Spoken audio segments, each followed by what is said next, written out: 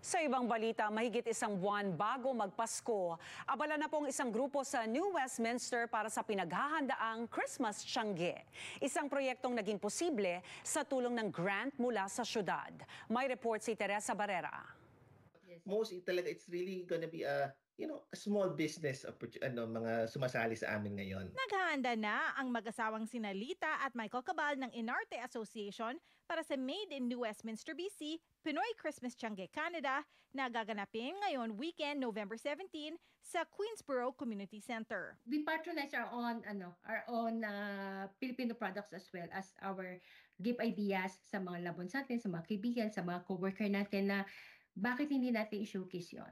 Instead of going to Walmart or going to some other stores na pwedeng tayong bumili ng mga produkto na natin, parigalo, mas maganda na yung tangkilikin natin ang sariling atin. Magkakaroon ng halos 20 Pinoy vendors sa Tiangge na itatampok ang iba't ibang produktong gawang Pinoy. But it's still gonna be 90% Filipino products and around 10% will be, mga ibang produkto like mga damit, yung mga glasses, mga hats, but still 90% will be still Filipino products. And mga paroles, may bibenta rin mga paroles in the area. Bukod sa shopping, magkakaroon din ng 2 parole making sessions ang Pinoy Christmas Tiangge. Roughly per one session, it's gonna be 30 people for one session.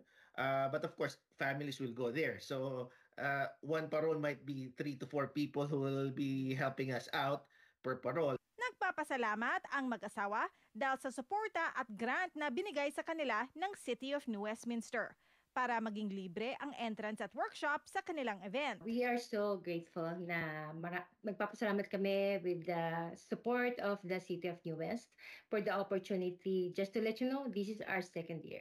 Second year for this event. Last year it was the Kumukuti-Kuti type event. It's the same thing, but this one is kind of different event, but also related from last time. We're so grateful that we've got the grant. Bukas ang Pinoy Christmas Tiangge sa Queensborough Community Center sa Linggo, November 17, alas 11 ng umaga hanggang alas 6 ng gabi. Teresa Barrera, Omni News, New Westminster.